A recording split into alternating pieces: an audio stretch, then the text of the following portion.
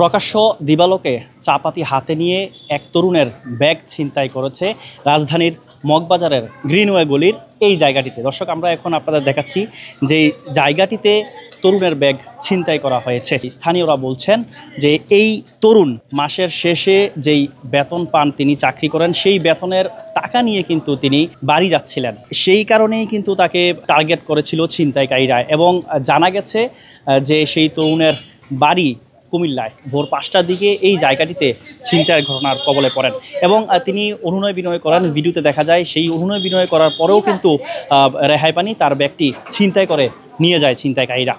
দর্শক, এই বিষয়ে একটি মামলাও হয়েছে হাতিরঝিল থানায়। নূরজাহান ভিলা গ্রিনওয়ে রোড 40 নম্বর বাসা যেটা, সেটার সামনে 3 জন অজ্ঞাতনামা আসছে, বাইকার গ্যাং যেটাকে আমরা সাধারণত জানি। 3 জন নামলো, নামার পরবর্তীতে ওরা 3 জন একজন ভিক্টিমকে ধইরা তার কাছে শুনছি যে 17,000 টাকার মতন ক্যাশ ছিল আর অ্যারাউন্ড 2টা মোবাইল নিচ্ছে। এগুলি নিয়ে তারপরে তাকে 2টা কোপ দিয়ে আঘাত, সে প্রথমে ছাড়তে চায় নাই, পরবর্তীতে আঘাত করে তারা ছুঁইটা সরাসরি চলে গেছে। ঘটনাটা হয়েছে অ্যারাউন্ড 15 সেকেন্ডের একটা ইনসিডেন্ট। না, এর আগে এরকম ঘটনা আমাদের গলিতে হয়নি। এখন আমরা তো নিরাপত্তা অনেক ঝুঁকিতেই ভুগতেছি এখন, যেটা বলতে বাহুল্য, কারণ এখান দিয়ে আমরা ফ্যামিলি নিয়ে চলি, থাকি, সবারই ফ্যামিলি আছে, জানমালের একটা ব্যাপার স্যাপার সবারই থাইকা যায়। এর জন্য এখন একটু আতঙ্কই বিরাজ করতেছে, এটা সত্যিই বলতে গেলে। দেশ জুড়ে তোলপা ওয়ালটন ফ্রিজ কিনে আপনিও হয়ে যেতে পারেন মিলেনিয়ার। এটা আমার দোকান। আমি সকাল 7:30টার সময় উঠছি। ওটার পরে আমার এক ড্রাইভার বলছিল, ভাই এখানে সকাল 5:20-এ একটা ছিনতাইকারী হয়েছে, একটা হুন্ডা নিয়ে। পরে আমি আবার বলছি ঠিক আছে, এটা তো একটা সিসি ক্যামেরা আছে, ক্যামেরা ফটো কেন দোকান আছে, এটা দেখার পরে বোঝা যাবে। পরে দেখার পর দেখলাম আসলে ছিনতাই বড় রান্না দিয়ে কুমান হয়েছে এই জায়গায়, কিন্তু যেভাবে হয়েছে এইভাবে ছিনতাই হয়েছে। একটু দেখছি আমি এই জায়গাটিতে হয়েছে, ঠিক এই জায়গায় হয়েছে, হুন্ডাটা রাখছে এই জায়গায়। এটা সিসি ক্যামেরা সিসি লাগানো। নিরাপত্তা আসলে আমরা তো টেনশনে আছি, এরকম যদি হয় পরে তো ভবিষ্যতে আরও খারাপ হবে, তাই না? কিন্তু এরকম তো কখনো হয় নাই। সকালবেলা একটা ড্রাইভার ছিল আমাদের ওইখানে, ওই স্থানে যাচ্ছিল, তো সে দেখে এই ঘটনা দেখে সে ব্যাক করছে। ব্যাক করে যাওয়ার সময় মোটামুটি রাস্তায় যাদেরকে পাইছে তাদেরকে বলছে যে ওইখানে ছিনতাই হচ্ছে। তো মোটামুটি এলাকায় যারা ছিল তখন মোটামুটি অলরেডি সবার কানে কানে গেছে। তো সন্ধ্যা থেকে এসে আমাদের ভিডিও ক্লিপ সমিতির পক্ষ থেকে যে আমাদের ভিডিও ক্লিপ এই ক্যামেরা লাগানো আছে, সেগুলোর ভিডিও ক্লিপ আমরা চেক করলাম, দেখলাম যে এই ঘটনা। তো মোটামুটি এলাকায় যারা রোডে ঘাটে মোটামুটি থাকে তাদেরকে বললাম যে ভিকটিমটাকে, যে ক্ষতিগ্রস্ত, তাকে খবর নাও। তো 3-4 দিন খুঁজলাম, তাকে পাইলামই না। চিন্তা করলাম তারা পাইলে আমরা থানায় একটা সেই সমিতিভাবে একটা অভিযোগ দিতাম এবং তার মাধ্যমে একটা অভিযোগ দিতাম যাতে আমাদের এলাকায় এই ধরনের ঘটনা না ঘটে।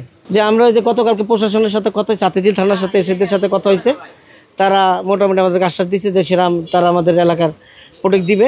হ্যাঁ, আমরা তো যে সিসি ক্যামেরা লাগাই দিছি, আমরা আমাদের ভবিষ্যৎ টার্গেট সাথে 3টা গেট লাগাবো, ঠিক আছে? এই মাথায় একটা, ওই মাথায় একটা সিকিউরিটি গার্ড রাখবো। আমরা অলরেডি আজকে রাত্রে না কালকে আমাদের মিটিং আছে, আমরা সিকিউরিটি গার্ড বাড়াই দিব। এই ধরনের আমাদের প্রোগ্রাম আছে মিটিংয়ের ভিতরে। নেক্সট মিটিংয়ে আমরা এই ধরনের পদক্ষেপ নিব না। আমাদের এলাকার ভিতরে ইনশাল্লাহ এই ধরনের কোনো ছেলেপেলে আমরা খুব কমই দেখি না। সেই সময় আমাদের সিকিউরিটি গার্ডটা নামাজের পরপরই চলে যায়, কারণ মুসলিরা বের হওয়ার পরে আমাদের সিকিউরিটি গার্ডটা চলে যায়। আমাদের 3টা সিকিউরিটি গার্ড আছে অলরেডি, তো তারা এই সময়ের পর চলে যায়, তারা এই সময়টা থাকে না এবং ওই সময়টাই ঘটনা ঘটাইছে। যে ড্রাইভারটা ফার্স্টে দেখছে উনি এসে আমাকে বলছে এরকম টাইমে দেখেন তো একটা ডাকাতি হয়েছে। পরে আমি এসে চেক করলাম, দেখি যে হ্যাঁ ঠিকই। এরপরে সবাইকে জানাইলাম ব্যাপারটা।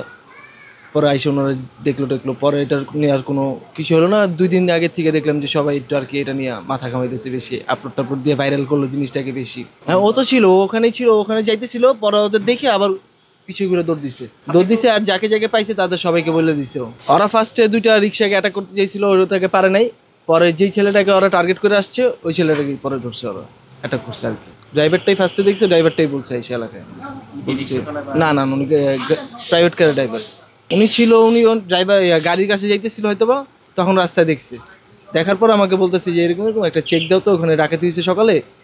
পরে আমি টাইম দেখে চেক দিলাম, পরে যে হ্যাঁ ঠিকই ওখানে ডাকাতি হয়েছে। পরে সবাইকে বললাম, পরে এসে যে যার মতন ভিডিও সেভ করে নিল, কেউ ফোনে রেকর্ড করছে, কেউ ফোনে আবার ডাউনলোড করে নিচ্ছে। এইভাবে তা তো নিরাপত্তা করতেই হবে, নাহলে আর কীভাবে, নাহলে তো আরও প্রশ্ন পেয়ে যাবে ব্যাপারটা। না, আমি নিজেই চিনি না, ওনারা কি চিনবে? ওরা তো এলাকার না, ওরা এলাকার বাইরের। এছাড়া এভাবেই চিনা যাবে না। বাইকটা যদি ধরা যায় তাহলে চিনা যাইতে পারে, হালকা পাতলা। ওনারা পুলিশ প্রশাসন যদি ভালো মতো জুম করে দেখে তাহলে দেখতে পারবে হয়তো বা। আমাদের ক্যামেরা ওরকমভাবে জুম করলে দেখা আসতেছেও না, ওরকমভাবে আসলে তো বলা যায় যে এত এত নাম্বার, কিন্তু পাইতেছি না আমরা। নাম্বার প্লেট আছে এতটুকু বলা গেছে।